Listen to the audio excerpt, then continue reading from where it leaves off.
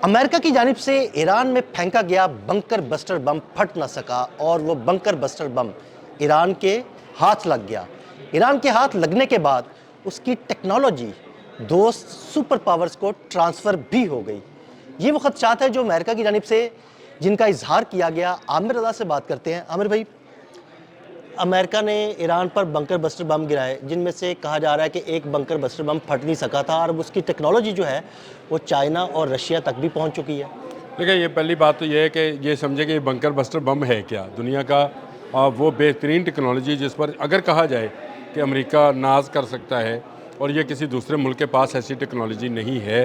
वो बम जिसको ये BU-57 कहते हैं वो मौजूद है। B-2 के ज़रिए ये गिराया जाता है और एक ही जहाज़ पर सिर्फ 2 बम आ सकते हैं और ये दोनों जब गिराए जाते हैं तो एक दूसरे के पीछे ये सफ़र करते हैं और पहला बम जो है वो 60 मीटर तक, यानी आप इसको समझे 180 फुट तक जो है गहरा गड़ा जो है वो खोता है और उसके अंदर फटता है और दूसरा उसके बिल्कुल बाद में आकर मज़ीद नीचे, यानी मजीद गहराई दूसरे बम से जो है ना, आप कहाँ तक जाएंगे।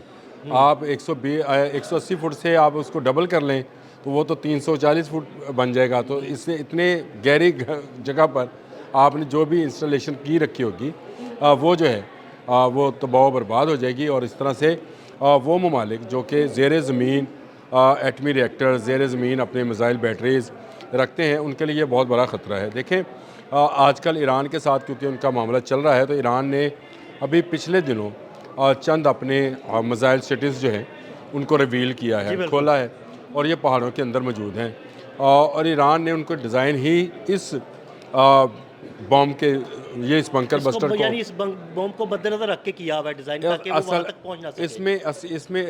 इसमें जो इसका असल चीज़ है वो इसका डेटोनेटर है। या आपको हैरानगी होगी सुन के। देखें, 20 फुट लंबा बम है। इसमें तकरीबन इसका जो अपना खुद का मजमूई वज़न है वो 13,500 किलो है। 2,700 किलो ये मवाद लेके जाता है। लेकिन इसकी खूबी ये है कि ये एक ही वक्त में सारे का सारा नहीं फटता है, पोर्शंस में फटता है।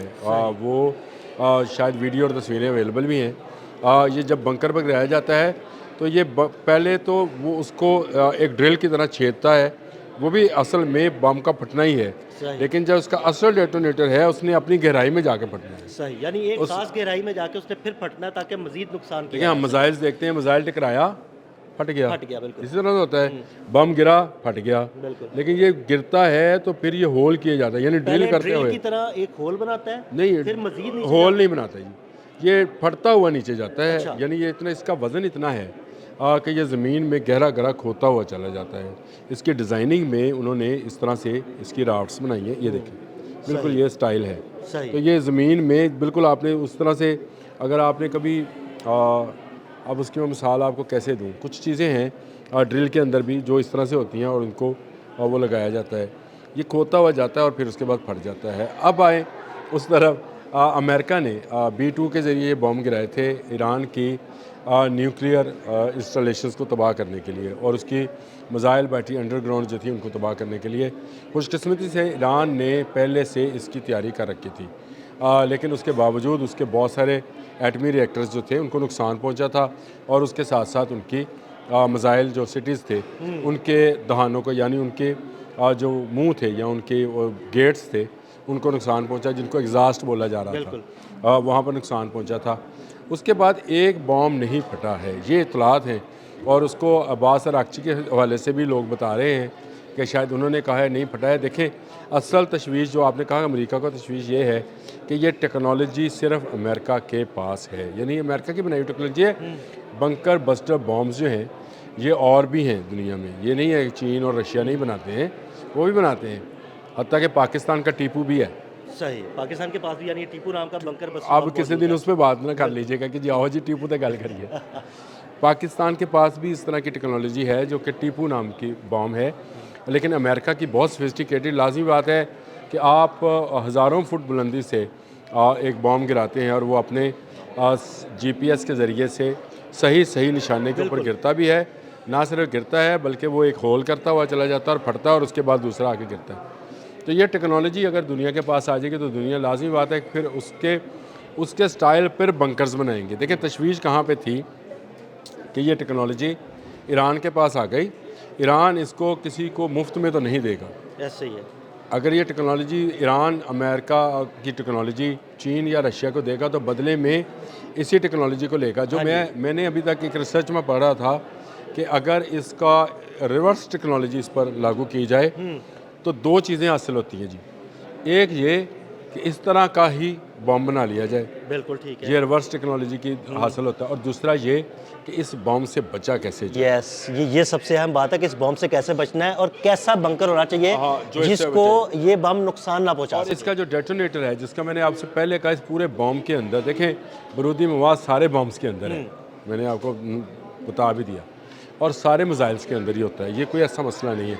लेकिन एक ऐसा डेटोनेटर जिसको पता है कि मैंने 60 फुट की गहराई में जाके फटना है, इतनी मालूमात उसके पास हो, वो टकराने से फटे ना, बिल्कुल टेक्नोलॉजी है ना जी। ऐसे ही। तो ये टेक्नोलॉजी जो है ये इसके पास मौजूद है, और इस टेक्नोलॉजी का जाना इस बात का बेन सबूत है कि फिर वो कौन सी लेयर होगी जो अगर ऊपर बिछा दी जाए, मैं आप बात को खोलने लगा हूँ। हाँ जी बिल्कुल।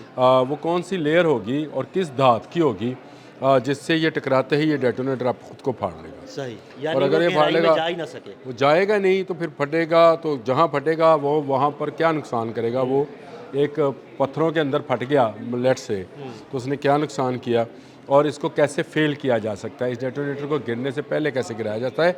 ये हज़ारों फुट की बुलंदी से गिरता है, और इसमें एक टाइम स्पैन तो है, चाहे मिसाइल है चाहे गोली है, हर एक के लिए एक टाइम स्पैन मौजूद है। उसमें इसको कैसे फेल किया जा सकता है, ये वो टेक्नोलॉजी है जो चीन और रशिया जो है इसकी रिवर्स टेक्नोलॉजी के अंदर, ईरान के पास तो शायद ये कैपेबिलिटी और कैपेसिटी ना हो, लेकिन इसका रिवर्स किया जा सकता है। देखिए अभी इस हवाले से अदील साहब बहुत ज़्यादा कोई तस्दीक नहीं मिल रही है। मैं सिर्फ जितना स्टडी कर सका हूँ इस बॉम्ब को, वो यही है कि ये टेक्नोलॉजी ने अमेरिका के पसीने छुड़वा दिए हैं। यानी इस टेक्नोलॉजी का चले जाना जो है ये अमेरिका के पसीने छुड़वाने के लिए काफ़ी है। इस तरह का मैं एक वाक़या आपको सिर्फ कोड करने के लिए बता रहा हूँ कि एक मिसाइल जो अफ़गानिस्तान में दागा गया था वो पाकिस्तान में आकर गिरा था। बिल्कुल ऐसे ही है। और जिस तरह से ICC ने मोहसिन नकवी की मिन्नतें की हैं ना, अमेरिका ने मिन्नतें की थी हमारा मिसाइल वापस कर। बिल्कुल ऐसे ही है।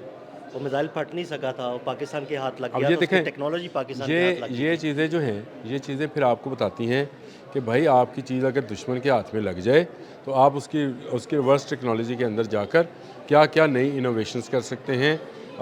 आपको दुश्मन की भी चीज़ों का पता चल जाता है, और फिर आपके उससे आप सेफ गार्ड भी बना सकते हैं। तो वो सेफ गार्ड जो है ये ईरान बना सकता है। और मैं ये समझता हूँ कि ईरान ने जिस तेज़ी के साथ अपनी टेक्नोलॉजी को रिवील किया है, मैंने 2 दिन पहले सिर्फ एक व्लॉग किया था इस पर कि दुनिया सारी हैरान है, जिस पर मैंने BBC की रिपोर्ट और बाकी चैनल्स की रिपोर्ट, वो पता नहीं आपकी नज़र से गुजरी कि नहीं, जिसमें बताया कि जिस इंस्टॉलेशंस पर अमेरिका ने हमला किया था उनको कितनी जल्द रिपेयर करके काबिल इस्तेमाल बना लिया गया है, और उनका जो मिसाइल सिटीज़ हैं उनकी गहराई में कितना इजाफा किया गया। ये मैंने पूरा एक इस पर व्लॉग किया था। ये वो मामला है जिसको लेकर इस वक्त अमेरिका परेशान है, और उसकी खिल्ली उड़ रही है कि अगर ये किसी के पास चला गया, पसीने छूटे पड़े हैं उनके, तो ये उनका वो हथियार था जिसके लिए एक स्पेशल जहाज़ डिज़ाइन किया। आप ये देखें ना, इस बॉम्ब के लिए एक स्पेशल जहाज़ डिज़ाइन है B2 के नाम से, और उस पर सिर्फ 2 बम आते हैं। B2 से आप समझिए 2 बम्स। इतना बड़ा बॉम्ब है कि उस जहाज़ पे सिर्फ 2 बम ले जाए जा सकते हैं। 20 फुट यार उसकी लंबाई चेक करना, 20 फुट उसकी लंबाई है, और वज़न उसका देखे ना, 13,500 किलोग्राम उसका अपना खुद का वज़न है, और 2,700 किलोग्राम उसके अंदर बारूदी मवाद है।